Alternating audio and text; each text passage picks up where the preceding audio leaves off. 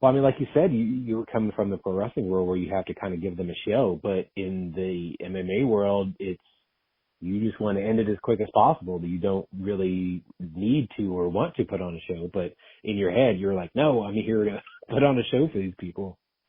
Yeah, exactly. But and that's kind of how I've come to think of it. I'm like, a win's a win, and that's that. But I'd rather lose as long as there was like a show, like at least I could display what I'm capable of. No, I completely understand that. So you mentioned acting. Obviously, like you said earlier, you've been acting since you were a kid. How did acting in a professional sense come about? Oh, well, I guess I was a young, naive, wild child, and I was asked to do lots of photo shoots, and I did risque photo shoots in my early 20s that my mother cried about, and someone saw it and thought that I would be all right acting where the scene called for a topless scene, and I was. So that movie actually years later just came out. It's called Jackpot. Oh, You could, yes, it's on Amazon. Yeah, it's on Amazon. okay. Yeah, on Amazon. Jackpot, Jeslen Mishelle, and so just from doing that independent, low budget film, I found other actors and directors, and it kind of just turned into that. Now my IMDb shows some cool projects that I've been part of. I haven't even seen them all myself. Yeah, and some of them were, I mean, I think a $200,000 budget for a movie is a lot, but that's considered low budget. Oh, big time. Yeah. Yeah. So, it's, that kind of got put on the back burner since I started pro wrestling, and then since I started fighting, everything's been on the back burner kind of, but I think it'll always be an option. Oh, without a doubt. I mean, you already have the background in it. Plus, I mean, look what Ronda Rousey's done. Look what Randy Couture's done. I mean, Chuck Liddell had been in movies, but it's just him being Chuck Liddell. But you know, there's been other MMA fighters that have moved over to that world. I mean, look at Gina Carano. She did fantastic things. She was great in Mandalorian, and then unfortunately, the internet got a hold of her, and the culture did not approve of certain things she was saying. But again, Right. if you stay off social media, then you should be fine. It's true. It's true. Yeah. Yeah, and she had, got parts that were conducive to her abilities and training. So there's not a lot, especially actors, they don't do their own stunts for the most part, and they don't have that training, Right. although a lot of them learn really well or really quickly to accommodate the roles. But yeah, that's kind of what I would want to do, is just be that character that I already naturally could be. In the past, before fighting, I was always like this love-stricken or broken-hearted, romantic, sad girl. Like a lot of the movies I've been in. It's funny how much they make it. A lot of these directors that are male just make sad girl parts, and it's like, why? Especially like in horror movies or just random B movies. Like, there's no you don't think any of these women could be heroes as well? Like, it's why is it the one role that you decide to make for women over and over again? Yeah, exactly. Yeah. Well, I mean, again, you're getting it's like reps. You're getting reps in, and so you're getting better at the craft, whether it's a good movie, bad movie, or somewhere in between. That's true. That's a very good point. You know what? I think it was Now, Mike Tyson that said that you keep your eyes on them before the fight. Or maybe he just said do that to intimidate them. But someone said you can tell, like you could see it or not. And so I try to guess when I'm watching fights on TV, right before the first bell, I look at each opponent and I guess which one wins, solely based on how they're behaving at the beginning. Trying to look that up. Okay. So what kind of, so who do you, considering how much MMA is out there now, whether, you watch it on Fight Pass or it's UFC or Bellator, which is now owned by PFL, or PFL in general, which you have fought for, or whether it be One or Risen, again, there's so many out there. Uh, who, what all do you enjoy watching? And I mean, obviously, again, you have the background in jiu-jitsu, and that's becoming more prominent, thankfully, because more people can then take the knowledge from that and watch MMA and kind of know more about what's going on when they go to the ground. So who and what do you kind of watch and consume? Who and what do I watch as far as fighting Yes. or MMA? Yes, ma'am. I watch a lot of tutorials. Okay. Yeah, like I have a whole folder on my Instagram, like to drill with coach. And those, how you can make saved folders. Mm-hmm. And then last night I watched Sean Strickland's new thing, is like Tarzan, some or other. Sean's my buddy. He's been my buddy for a long time. I don't like talk about that. I just knew he would get to this point, and I'm super proud of him. I'm not a mark by any means, so I give him a space.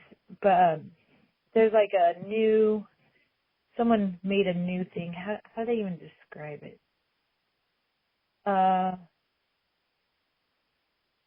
But I certainly don't watch a lot of fights so much. Oh yeah, it's a short film called Tarzan. It just came out a few weeks ago.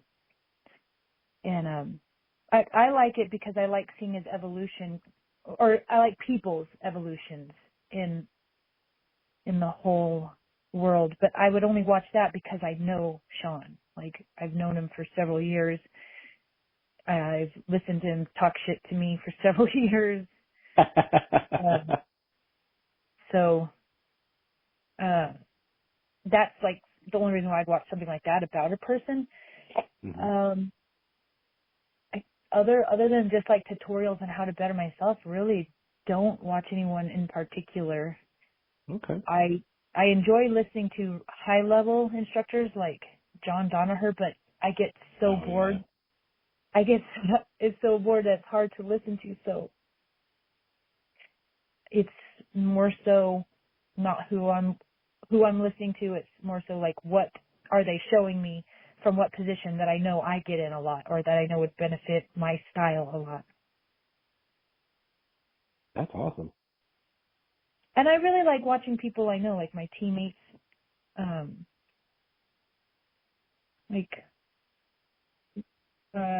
people that I've also, once again, people that I've seen grow, like Jordan Levitt.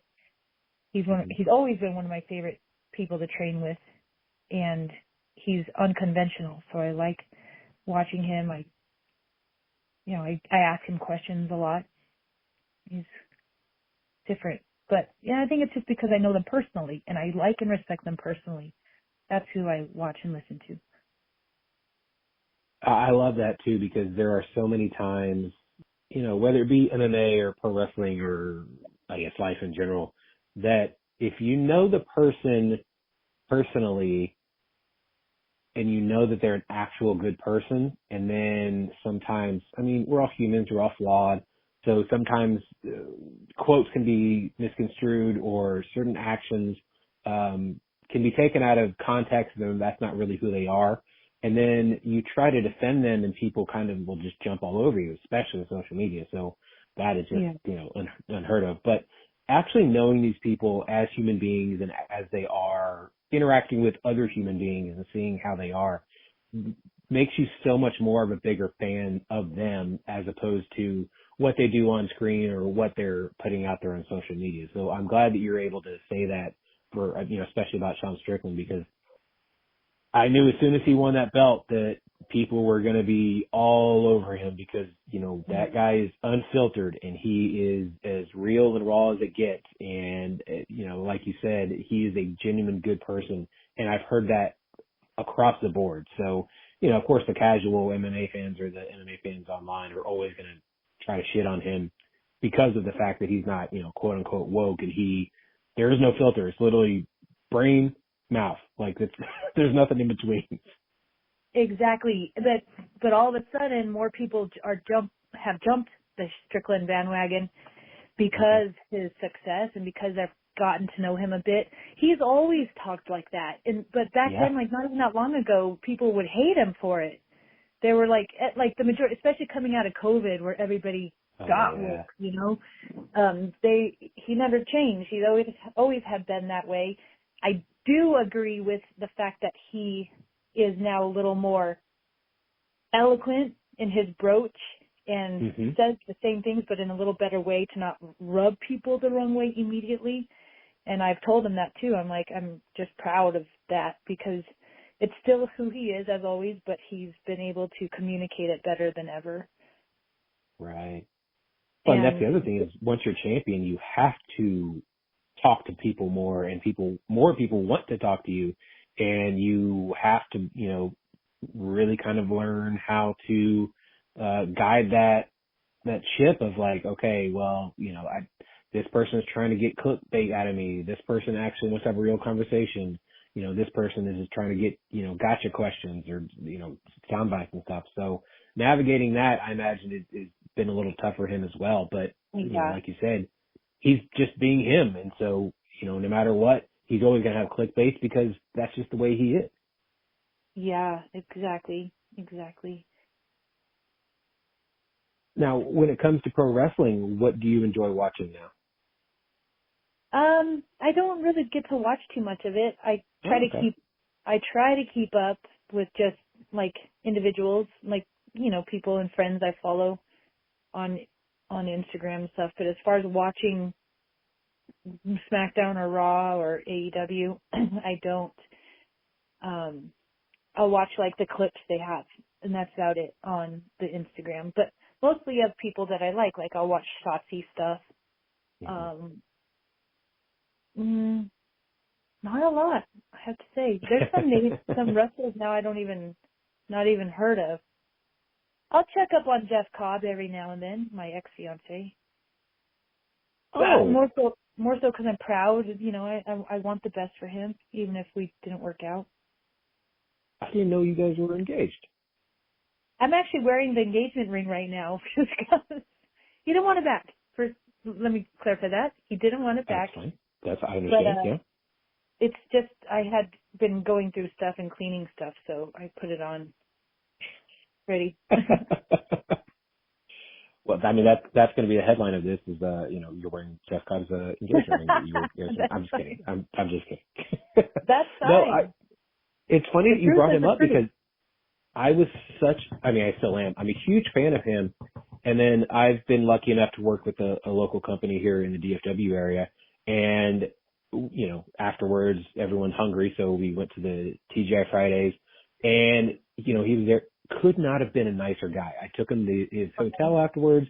And in my head, I'm like, oh my God, Jeff Cobb's right next to me. Jeff Cobb's right next to me. And like, I'm trying to fanboy out, but like inside because I'm not going to outwardly try to be a fanboy.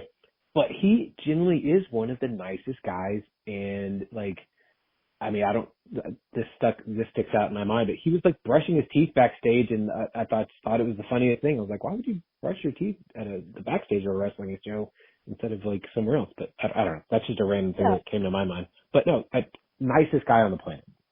He probably was brushing his teeth so that when he'd had his match, his opponent wasn't offended by bad breath. How he's funny. That nice.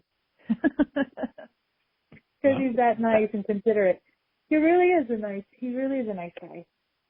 Yeah. And I'm glad that he could focus, you know, to have a career that big and be in the spotlight. It's hard to maintain a relationship and be gone and deal with it all. So we had to make choices.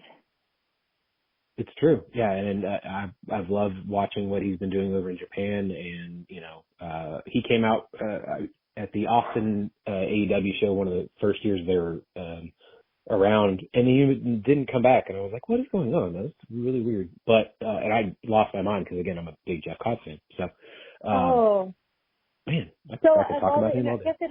I guess I don't really talk about him that much since, you know, hadn't been together in a few years, but